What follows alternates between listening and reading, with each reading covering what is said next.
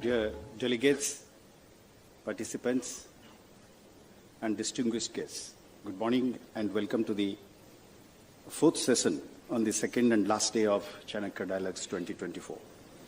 I also warmly welcome our very esteemed panelists who need no introduction now.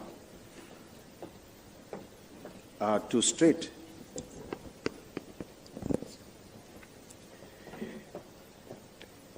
go to the business of introducing a subject and to explore the connections between social cohesion, inclusive growth and national security, and more importantly, framing and implementing policies on this is truly fraught.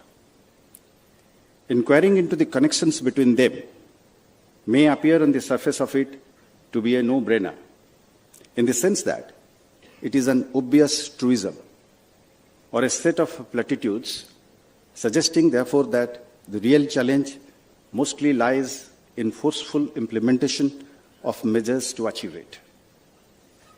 It is like explaining that there are 5 brothers living in a joint family, and if there is good relationship between all of them, and their families are living in harmony with each other, all of them are more or less equally well off.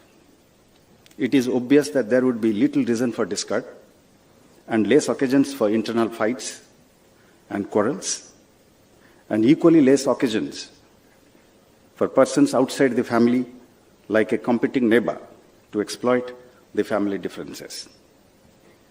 However, in lives of large societies and nations, the complexities are far more enormous. I cannot claim scholarship on the subject, but on the basis of first-hand experience of a practitioner of enforcement of law,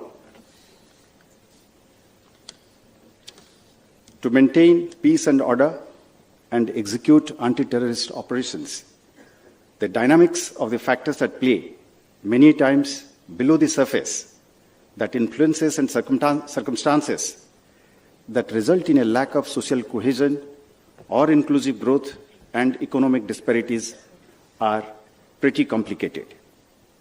I think I should be able to raise a few questions which should and perhaps should be agitating most of our minds present in this audience. For example, can all internal conflicts or discords be easily and straightforwardly attributed to economic disparity, inequitable resource distribution, or differential treatment? Take the case of Jammu and Kashmir. To what extent can we say that the problem or disaffection in the society is because of lack of economic or employment opportunities, or even regional deprivation? We all know that a very large number of laborers actually moved to Jammu and Kashmir from poorer regions of our country for earning their livelihood because of higher wages there. This is despite the risks involved that are real. In other words, the economic surplus that we have in Jammu and Kashmir, especially in the valley, appears to be strong enough, resulting in the economic osmosis of a large number of unskilled and semi-skilled laborers moving to Jammu and Kashmir. This does not mean that all youngsters of Jammu and Kashmir or in the valley have access to employment, especially of the type they are looking for. Most in Jammu and Kashmir, including in the valley, may I use the word desperately aspire for government employment, even if it is contractual or temporary. Government has been giving employment under different names like daily wagers, need-based employees, casual labor, etc., which is practically speaking many times less than the wage earned by the unskilled laborers coming from other states. I know for sure there are tens of thousands of young persons who would queue up for a 6,000 rupees monthly job as a SPO in the police. Arguments that the possibility of becoming permanent, etc., just cannot explain the seeming absurdity. Now, this may sound paradoxical for one more reason. The national security adversary in Jammu and Kashmir peddles a narrative that the disaffection is against the government. It may please be noted that the narrative propagated by the terrorist networks is that the local government is a puppet of the Indian state and those who work for it are stooges and collaborators. There are enough anecdotal evidence available, which I am sure is likely to be corroborated through a proper research, to underline that a bloated government sector in Jammu and Kashmir could be the cause of the problem. Are we then looking at a situation where inclusive growth, especially that is sustainable, and the policies to enforce it may lie in the domain of examination of vested interests preventing growth of a vibrant private sector in Jammu and Kashmir? Some preliminary data show that the government sector contribution to state GDP in Jammu and Kashmir, in comparison to the private sector, is 4 times more than what is the national average. In normal states, thriving private sectors create wealth and pay taxes to sustain the government sector. How does it work out in a place like Jammu and Kashmir? What is impeding investment into private sector in a place like Jammu and Kashmir? Is it that some business houses have cartelized and are into monopolistic practices? To what extent this has got intertwined with the agenda of separatist politics and extendedly terrorism? To what extent the adversary has successfully concealed it in a false narrative?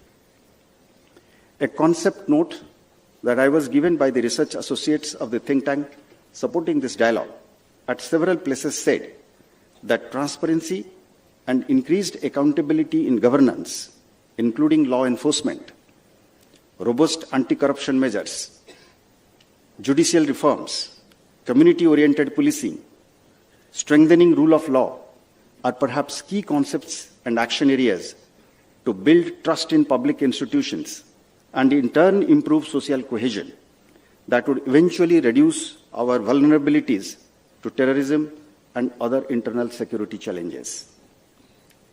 Personally, I am pretty inclined to agree on this. Many security experts and practitioners tend to argue that corrupt practices, especially in law enforcement and terrorist operations, but not limited to it, are not as crucial as they are made out to be. This is on the basis of the premise that deficiencies in this array of interrelated subjects exists in other states and other regions of the country, and maybe with a higher degree and at a broader or deeper level enveloping both day-to-day life and systemic governance. This could be an incorrect understanding of the ground situation. Allow me to go back to Jammu and Kashmir, where I have spent a sizable part of my work life. In J&K, we are up against a highly developed, well-oiled narrative machine of the adversary, which works 24/7 and bombards its target population, saying that breaking from the Indian Union will lead to Nizam-e-Mustafa, the Ram Raj, where there would be fairness, freedom from corruption, and efficiency of governance. It must be understood and considered that in many cases, be it left-wing extremism in the Red Corridor or terrorism and separatism backed by radical Islamists in J&K, one of the crucial battles is the battle of narratives. And this is where the Indian state and its instruments are perhaps losing out to the enemy. True, the Indian state may continue to have some governance deficits here and there. While we should not shy away from it and continuously strive to improve matters, as we evolve to a socially cohesive and wealth and opportunity-wise inclusive society, there is a dire need to call the bluff of the adversary within the country and outside its borders. It is eminently mentionable here that according to an analysis, India has registered a decline of 17.89 percentage points in terms of multidimensional poverty from 29.17% to 11.28% during the last 10 years.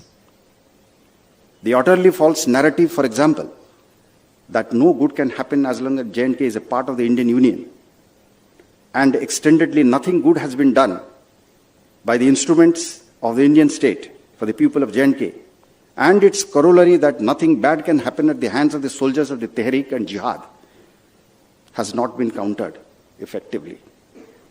The fact that the Republic of India and its mechanisms spend about 1 lakh crore rupees as government budget alone at the local level, not to include the central government expenditure, do not only sustain the livelihood of about 4 lakh employees and build and maintain and run hospitals, schools, colleges, universities, roads, bridges, electricity and water supply, and a whole range of civic services. The fact that more than 75 government welfare schemes supported at times jointly by the local government and the central government, and many times exclusively by the central government, are completely free from any kind of bias on the basis of caste, community, or religion. And the benefits of the Ayush card does not distinguish a Hindu from a Muslim, a Gujar from a Pahadi, a Jammuite from a Kashmir. And the Beti Bachao, Beti Padhao scheme ensures that all benefit across the spectrum on the basis of a community-neutral criteria are astoundingly glossed over to the detriment of our efforts to ensure internal and national security requirements. The point that I'm trying to underline is the challenges of bringing about social cohesion and inclusive growth in furtherance of internal security, perhaps, is as much a matter of substance as of appearance. It is as much a matter of scrutinizing powerful vested interests, wittingly or otherwise, helping the adversary in preventing structural changes in the economy of a state or a region from getting integrated with the national economy and reaping the benefits thereof for its ordinary people. It is also perhaps a matter of auditing who is preventing an organic and symbiotic growth of the private sector in these areas, preventing opening up of and democratizing economic opportunities to ordinary entrepreneurs, especially at the local level, for its own local citizens, and sadly under the false and fallacious pretext of protecting the local interests. With this, it's time now to listen to our panel experts who have vast experience and knowledge, both as practitioners in their own fields of politics, law, public service, and management of security at the highest level, and also as astute analysts and observers of the nuanced realities on the ground. Jai Hind.